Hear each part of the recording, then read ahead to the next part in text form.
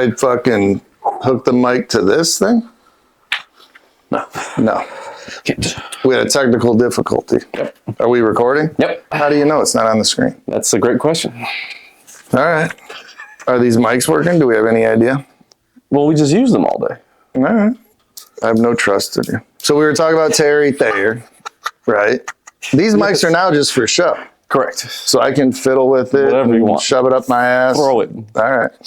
Scratch your nose with it if you want to. What I noticed too, this was half off during the thing. Because you're always doing this shit. Yeah. So now yours is. Mine is. Yeah. All right. So Terry Thayer, I'm going to fucking learn from Terry Thayer. And then what did you say? Schooling, or not schooling, but education. Like, people always look at education like such a bad fucking thing, and you'll be the first one to admit whenever you're going to get it from this person or that person. You've gotten help from Cash Money Mike when it comes to creative. You've gotten help from David Olds when it comes to transactions. You've gotten help from Eric when it comes to sales. Like, no matter what, you're so ready to collaborate with somebody, to learn, to get to the next level, where people feel like I have to do everything myself, learn everything myself, be a one-man band in order to get anywhere. And if I share any of this information, collaborate with anybody, it's an automatic loss. Right. It's the exact fucking opposite in real life. Yeah. And like you said about Eric too, it's like when he got into sales, because we both worked construction before, and which I always say is kind of a lead into sales, because all day long you're talking shit, you got to be witty, you hear all these phrases that are kind of funny and witty and shit like that. Mm-hmm. It's hotter than two mice fucking in a wool sock. That gets great in sales, But just like being quick-witted on a job site and bullshitting all day with the guys is training for talking, being comfortable with people, meeting strangers, having confidence, all that. And when Eric got into sales, he got into a company where they had some type of sales training and process and all that. Mm-hmm. When I started working at the bike shop, I never computed working there to sales, because I was there just to build bikes, be a mechanic, and fix shit, which is what I was good at. It took me probably 5 years to come up with like a real, it is a process. I shouldn't say it isn't. It was just never written down. But like when I started this business with Eric, and he was going through his process and putting people on hold and why they do it, and RDRs, when people react to something you say, like, hey, can I help you? I'm just looking around. Like those types of things. It's like, I would train my team once a week on RDRs. I didn't know they were called that. Mm-hmm. Reactionary defense responses, right? I would train the team on that. I would train them on basically putting people on hold, because when we would never give them more than like 3 options on a bike, right? Mm-hmm. So we'd walk up, and it's kind of intimidating. People come in, what are you looking for? I'm just looking around. Yeah, I get it. Where do you live? What are you going to be using the bike for? That kind of thing. Then start talking to them about their life and their family, and just get into that kind of thing. And I would always tell the team, like, don't even talk about the bike in the first 5 minutes. Let's just like ask them what they need it for, and then use that answer as like trying to build some trust and rapport. And then once they did give us that information and they started feeling more comfortable, then grab the bike and bring it down and let them hold it, right? And then they would hold it. We would never put the kickstand down. We'd fucking basically hand it to them, so they got to hold it. And then eventually they sit on it once they feel more comfortable. Then they ride it. Then they come back. And then it's like, let me give you 1 or 2 more options. And then you bring another bike down. And then the minute they say, what kind of deal can I get on it? It was always, I don't know, these are priced really low. The margin's tough in the bike business right now. You know what? Hang on 1 second. And we would just have them hold on to the bike. And we'd be like, hang on 1 second. I'm going to go in the back, see what we paid for this thing, see what kind of deal I can get on it. Then they'd go in the back, or I'd go in the back. We'd look at the computer. We know what we paid for it. Mm-hmm. But it was just like putting them on ice. And then you'd come back, and either you can give them a deal or not. And it was, it depended on the bike and the situation and how the conversation went, but that's putting somebody on hold. But these are all the things that I just learned over years of doing it. I had nobody teaching me this. Mm-mm. Like, I was able to talk to people, but I didn't really know what the sales process was. But I learned it over a long period of time, and it took way too long. So the point of that is, if I did have some type of training before I started getting into sales or while I got into sales, then it would have happened within 6 months. I could have mastered this process. Instead, it took me 5 years. So knowing that now, it's like, yeah, I absolutely will fucking pay somebody to learn something because you can learn it fast, start making more money, get good at it instead of taking so long and wasting money and not making money in that time it's going to take you to learn. Well, which is why I don't feel appreciated a lot, because we filmed for fucking 8 hours yesterday, 9 hours. And it's like when I say, man, don't feel appreciated. I'm running out of steam, or like I fuck up a video, it's hard. It's hard to talk for this fucking long. Everybody, maybe I make it look easier than it really is. That's a pat on my own ass. But like the last podcast I think we did, we sat down with zero plan to talk about anything, and we talked for an hour and 20 minutes. Like, that's tough to do. Not everybody can do it. Awesome. And the last call I had with my mentor, Coach Pokey, shout out to Coach Pokey. Love Coach Pokey. I was telling him, like, hey, I don't know what direction this fucking podcast is going. It's gone off the rails. We're talking about frog hands and fucking transitioning into women. Like, I don't know where this is going. And he just gave great advice. He's like, you don't really need to plan on where it's going. It's going to come to you. And he was like, how was the first podcast different to the one you did last week? And I'm like, they're leaps and bounds. Yeah, black and white, right? Yeah, red and blue. But yeah, completely different. And I think we're going to find our groove in this podcast and what people want. And at the very least right now, while we're navigating that, it's at least people can see a different side of me that they don't see on kind of a more structured or scripted reel or YouTube. Not that they're all scripted, but that I have like a very clear plan on what I want to get out. But when I sit here, like, we didn't prepare for this. No. Like, it's just, we just sit and just start. They're all fake notes. Start going. I mean, I did write down a few things. Let's see what I did here. I wrote down, what does Geo contribute to the podcast? We already went over that. Puerto Rico, we touched on that. Austin, we didn't touch on that yet, so we want to talk about Austin, the surgery I'm going to have, which we didn't talk about, the move to Arizona, why everybody's freaking out, what's the plan, and that's it. Oh, and a dream I had about my friend Jenna and her dog, which was strange. We're going to save that for last, or we're going to talk that now? No, I had a dream last night. Let's talk about it. It was weird. I want you to analyze this. Let's try and analyze this dream, okay? So Jenna's a friend of mine I've known for... How do you spell it? 2 N's or 1 N? It makes a difference. Jenna. Okay? I met Jenna years ago at a bar in Denver. Hit it off, been friends ever since. Got it. And we, stay in touch. And she is awesome. Travel nurse, travels the world, just has the coolest life ever. Dope job. And we just have a good connection. She's just a good person.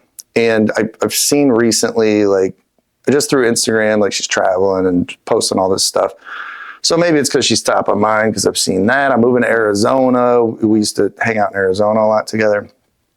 And I had a dream last night where she's in a bikini, right? Yeah. She's got a thong on. Nice. Okay. Jenna's hot, by the way. It's not falling out. Okay. No, she's great. Okay. Very fit. Fit as a fiddle. Fit as a fiddle? Yep. All right, continue. She's fit as a fiddle. And that, I don't know what that has to do with the dream. I don't know. Fit as a fiddle. But she looked good, which she always does. Great. This isn't a sexual dream. This is a good dream thus far. Yeah, I mean, I was enjoying it. And then something weird happened. She had a dog in the dream. Okay. And the dog was like a beagle mix kind of looking dog. All right. Kind of older, overweight. And it was just kind of hanging around. Then the dog started talking to me. Like bark talk, or like? No, like a human. Okay. Yeah, like I was Son of Sam. And this fucking thing was telling me to fucking, kill people. But I can't remember exactly what it was saying. And then I looked down at it, and the back of its head was a human face with lips, and it was fucking talking to me like a human. And I don't remember what it said, and then I woke up. How did it make you feel? It made me feel like... Were you scared? Were you nervous? Were you excited? It wasn't a good feeling. It was more like...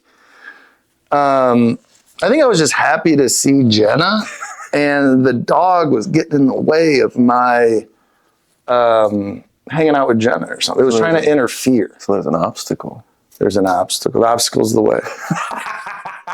And so maybe the dog would have brought us together. So you're going to find a dog in Arizona with some lips on the back of his head, and that's going to be your sign. You don't know where to walk after that. Dog, you make a good point, because I was thinking about getting another dog when I move out to Arizona. I'm going to have a bunch of land out there. The house I'm buying is over an acre. There's all this fucking land. Beautiful pool. Beautiful pool. Some horse stables out there. Casita. But I'm going to, dude, I want to build a dope ass dog house. See it. With fucking air conditioning, dude. Air conditioning for a dog. Dude. I mean, in Arizona, fuck yeah. Yeah. But I want to make a cool dog house and maybe get a dog when I'm going out there. And yeah, I have a connection with Jen out in Arizona because we used to hang out in Phoenix. She used to be out there as a nurse when she was traveling. She's been bouncing around for years. And we had a ton of good times out in Arizona. So yeah. Maybe that's what it all means. Maybe it means I got to go to Arizona. I got to get a dog. And I got to see Jenna soon. Put this casita together for the dog. In the casita. Nice casita for him. Casita. So you're going to be out in Arizona. Which means a little house. So you're going to be out in Arizona. You're going to be out in Arizona. Anything that's Ita means small. Duolingo's working. Ita or Ito? Ito. Yes. And that's the... Perrito. Perrito. It would be puppy. Yes. Well, what's perrito and perita? Female or male dogs. Yeah. Bitch or not. Yeah. So out in Arizona, you've got these projects. You're still going to be wholesaling. And now you're going to go into YouTube heavy too. YouTube heavy. Doing long form YouTube content. Mm-hmm. Like we were saying it today. It's like I love breaking down deals. I love teaching. I love the fucking like mechanics of it too. You know, it's like there's because it's tangible. Right? When you're actually talking about a deal mm-hmm. or running comps or a project or the actual numbers down on something. And then all like the negotiations and the objections and the problems that come up that you have to overcome are part of that deal. And it's easier for me to, and it's more fun to talk about a deal and the problems that happen and teach it that way than just kind of hop on a fucking reel and say, hey, when you get this objection, this is what you say, because every situation's different. Yeah. And that's like when we do Q&A with any community, whether it's the Misfits or Elite or anybody else or free Zoom that I do, all the Q&As are like, how do I overcome this objection? And it's like, I can tell you like generally how to overcome this objection, but every fucking situation is different. And when it comes to objections, it's really just the reps you're going to get in as a closer or in sales in general to where, you know, most of the time when somebody gives me an objection and I give a good rebuttal, they're always like, shit, can you write that? Or do you have that written down? Can you say that again? It's like, well, no, I just made it up off the top of my head, but that's going to come with reps. So I think people get hung up on like the objection thing. It's like, just keep having conversations, keep at it. And all that shit will come to you later. It's okay to not be good at it right now. Yeah. There's no just easy pill to take to get you good at objections. There's no magic sequence of words that you can always say and it's going to get that one solution for you every single time. Never. It's just reps. So people need to not freak out about that. And it's not objection reps either. It's sales reps. It's sales reps. It's conversations. It's problems that you're dealing with. Negotiations. It's knowledge, really. Because most objections are you're just going to educate whoever's on the other side of things. Like when an objection is a problem or a question or whatever it is, once you've done enough transactions, you know how they go, then you can just educate them with a rebuttal, because you've gone through it before. So it's not always just play on words and trying to misdirect somebody or say something fancy.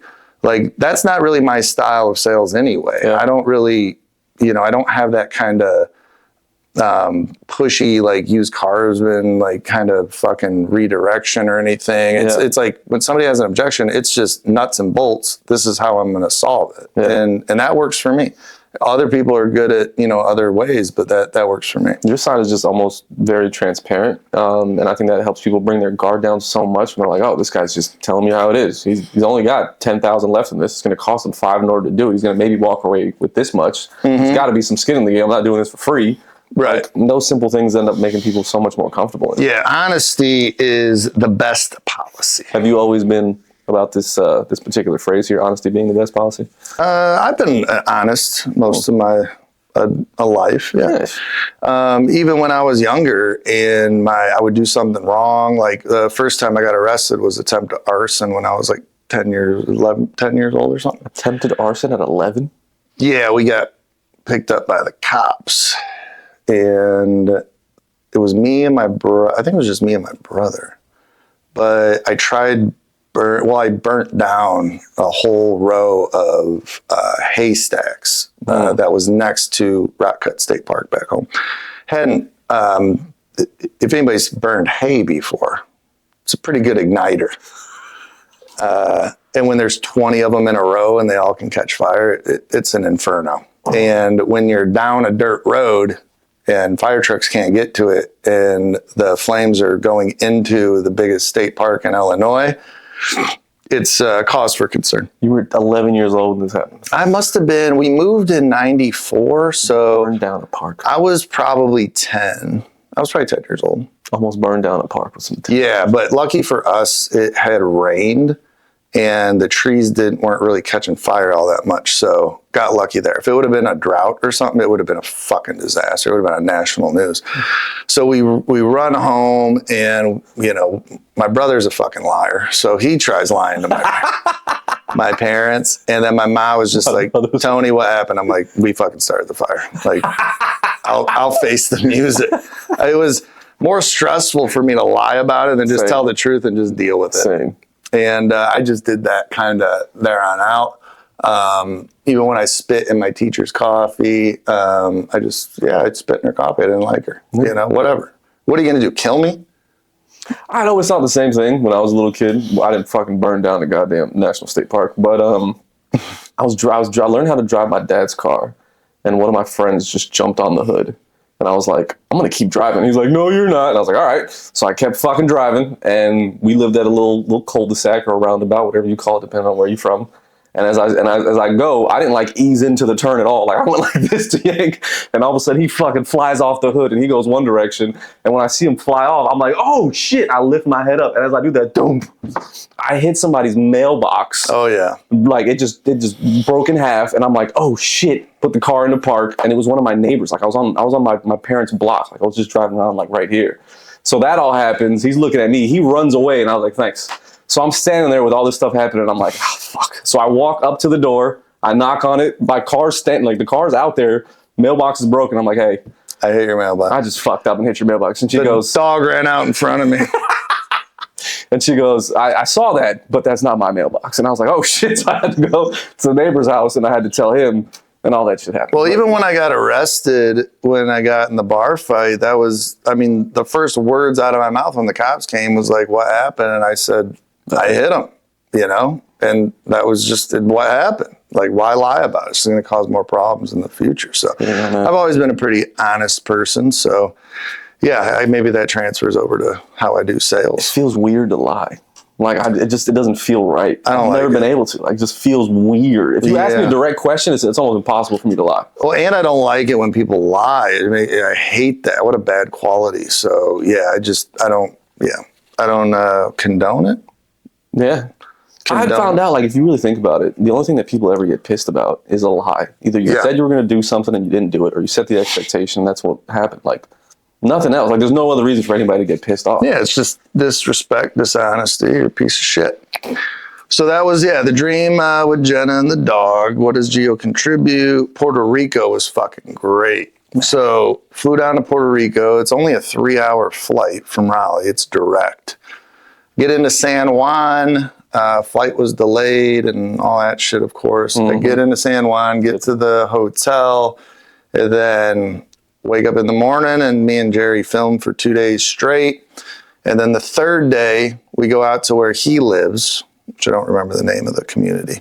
Gated community, awesome, beautiful houses, bunch of different areas of the community. You can buy a house for under 500 grand there, but you can buy a $10 million house if you want up on the hill. So he's taking me around all his projects, which he posted on Instagram. I think I have the reel on mine too. Yeah. And then, so super interesting, super nice of him to take me all these projects. Then we go iguana hunting, which is really the main reason I wanted to go to Puerto Rico. You didn't even give a damn about nothing else. So for those that think they know Jerry Norton, they have no idea. Not even a fucking clue. Yeah. This is the real Hollywood story of Jerry Norton.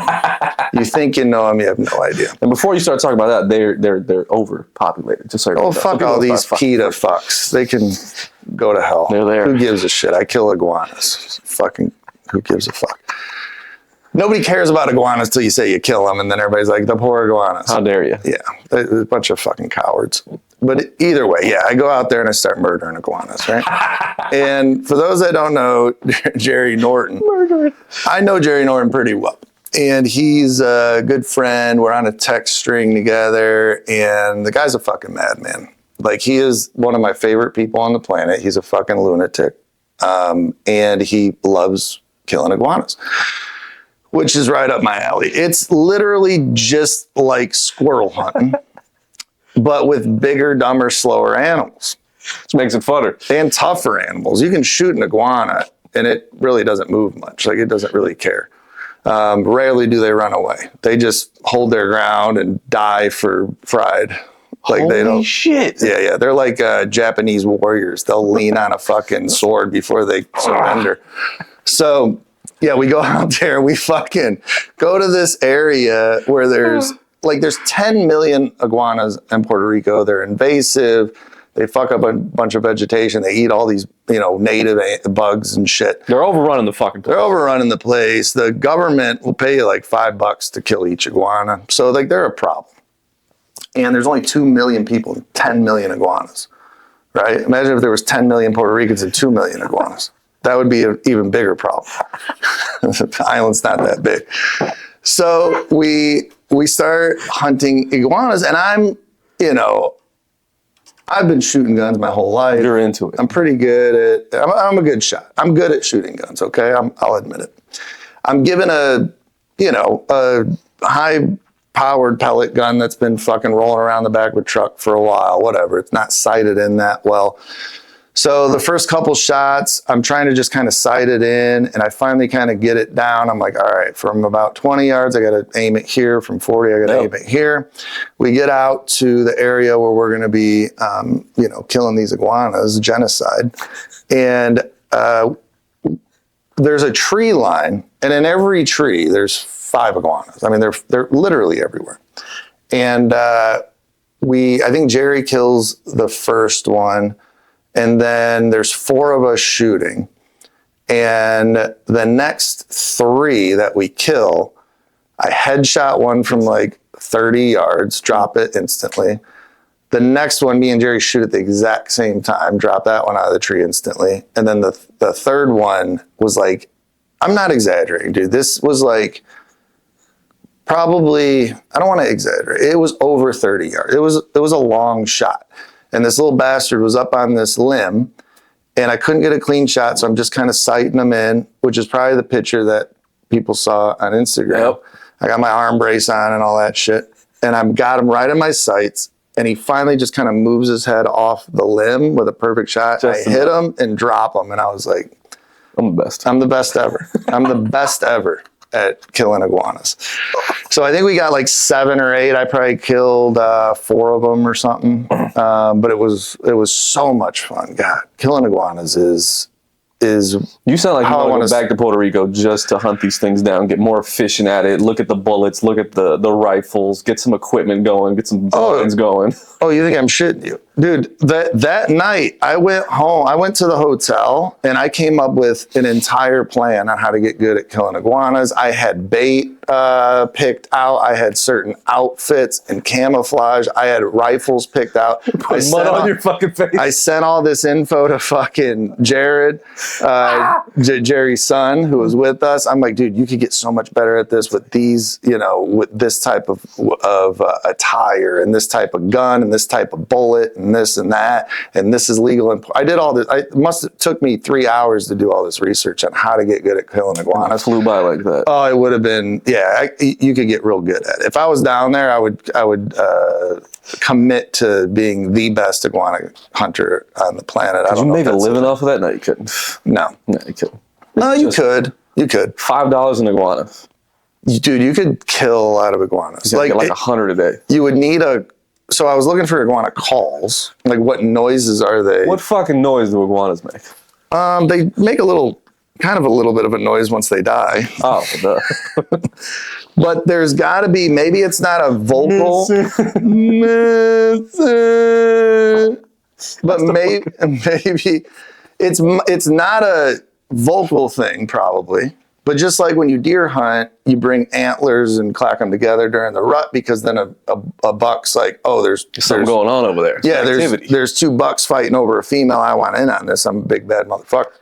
So there's got to be some type of mating noise, whether it's a rustle of something or a tail whip. There's a noise that they're attracted to, but nobody has a product that is an iguana call. I don't know if that's because there's not a market for it, if nobody's thought of it, but there's got to be something they're attracted to, right? Yeah. So that was the first thing.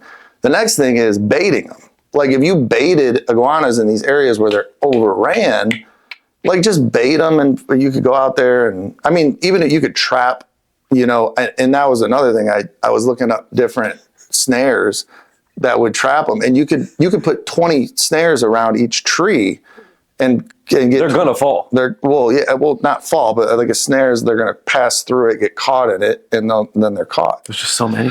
But yeah, anyway, we'll get off the iguanas. But it was just, it was half the reason I wanted to go to Puerto Rico, and it did not disappoint. No. And then the next day, went out to the rainforest. Did a couple hikes out there, got to swim in a waterfall, which was dope. Super cold, refreshing water. It was a great end of the trip. And then I flew back, but I'll definitely be back to Puerto Rico. Oh, I went to Old San Juan. That must have been the second, I don't remember which night, whatever. I go to Old San Juan by myself. I take an Uber. Old San Juan is like from the 1700s. Cobblestone roads. It's kind of Spanish style. There's a fountain somewhere in the middle of something. I can see it. Oh yeah, there's fountains. Bunch of Puerto Ricans, and on the bunch of clubs and shit. Right. So I go there. I eat dinner. There's all these clubs, which I'm not into. So I go find like a couple places and kind of chill, meet some people. And I don't remember the name of it, so I'm not going to guess. But there's a little beach town straight down the hill from there, right? And I'm just kind of looking at my phone and the map, and I'm like, what's this little beach area? It looks like there's one bar down there. It looks kind of weird. Mm-hmm. So I climb down this hill. I find these fucking stairs, and it sits up, like San Juan sits up like a couple 100 feet from this little beach town, right on the water. So I find this way to get down there. I get down there. I'm like, why is there nobody down here? There's nobody down there. And I'm walking through these streets of town. I get down to the beach where like there's this one bar. The bar is closed. I see a couple people staring at me as I'm walking. It starts getting kind of creepy. And I'm like, why is Old San Juan bumping? And this little fucking town down here on the water not. And I set up my camera, I take a picture, I fucking walk around, I go back up. Then the next day I'm like, oh, I went to this area, and everybody's like, oh, you fucking out of your mind? Like, that's where you get fucking stabbed.